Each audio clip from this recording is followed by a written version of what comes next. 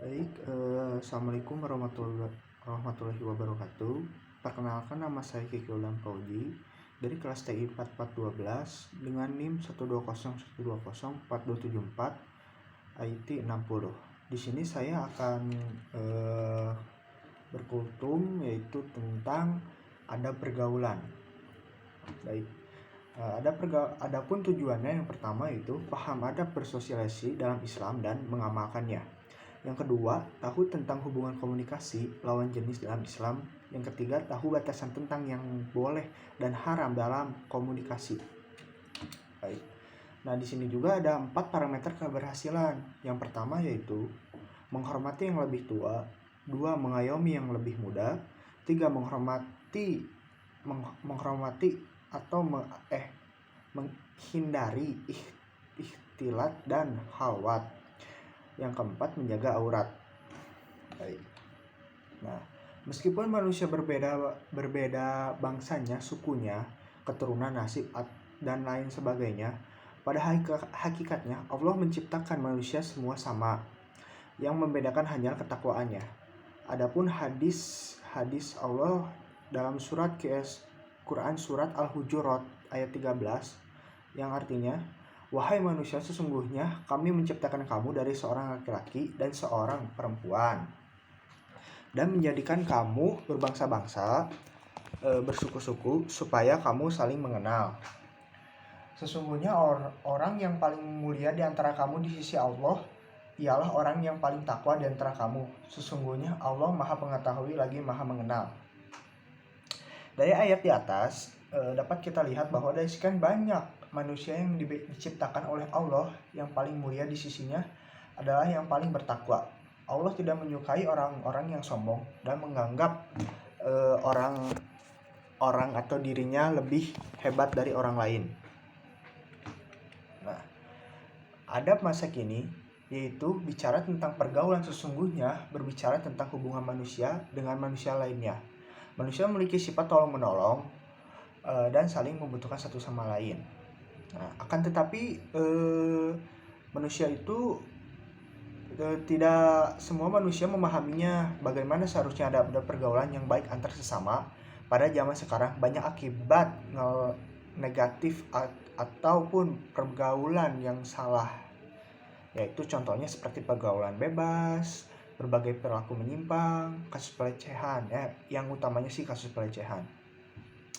Nah, hal ini pun disebabkan oleh pergaulan yang tidak dibentengi dengan iman yang kuat, sehingga mudah digoyahkan oleh pergaulan yang sifatnya negatif.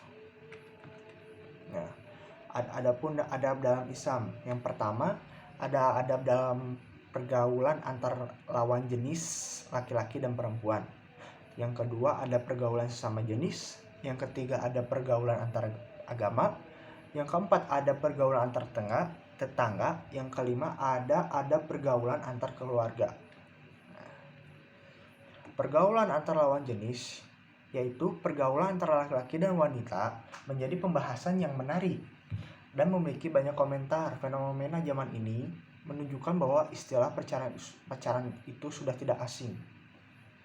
Nah, adapun surat Al-Isra ayat 32 yang artinya, dan janganlah kamu mendekati zina, sesungguhnya zina itu perbuatan yang keji dan sesuatu jalan yang buruk. Yaitu yang selanjutnya ada pergaulan lawan jenis. Nah, pergaulan lawan jenis sebenarnya hubungan antara laki-laki dan perempuan bukan dilarang secara mutlak, tetapi apabila interaksi atau hubungan yang dilakukan membawa pada suatu kebenaran atau dikarenakan suatu kewajiban dalam organisasi yang membutuhkan koordinasi antara anggota, selama hubungan tersebut masih dalam koordinasi atau koridor yang syar'i sesuai aturan Allah yang ditetapkan, maka tidak masalah. Baik, ada pergaulan antar lawan jenis, menjaga pandangan.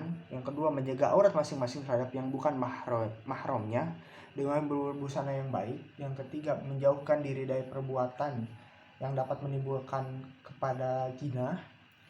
menjauhkan pembicaraan atau berbicara yang dapat mengundang selera atau syahwat. Terus hindari bersentuhan kulit dengan lawan jenis. Lalu tidak melakukan ikhtilat. Selanjutnya pergaulan sesama jenis. Nah, beliau bersabda, tidak dibolehkan laki-laki melihat aurat kemaluan laki-laki lain. Begitupun juga perempuan tidak boleh melihat kemaluan perempuan lain, sama. Dan tidak boleh laki-laki berkumpul dengan laki-laki dalam satu kain. Begitu juga seorang perempuan tidak boleh berkumpul dengan sesama perempuan dalam satu kain. Hadis riwayat Muslim. Pada pergaulan antar agama, sesama muslim adalah bersaudara, seperti tubuh yang satu dan seperti satu bangunan kokoh, dan saling mendukung antar bagiannya. Pergaulan sesama muslim dibalut dengan ukhuwah Islamiyah.